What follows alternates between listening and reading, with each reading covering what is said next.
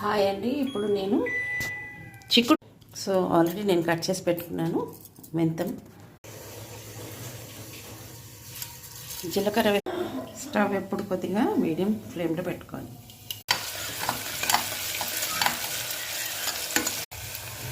తగినంత ఉప్పు వేసుకోండి. కొద్దిగా పసుపు కూడా వేసుకోవాలి. ఇప్పుడు టమాటాలు చాలా స్టవ్ చాలా సిమ్లో పెట్టుకోవాలండి.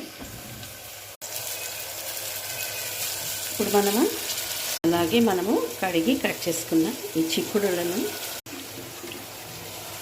కట్ చేసుకున్నాం. అప్పుడు మనము అన్నీ మిక్స్ చేసుకున్నాం బాగా. ఇందులో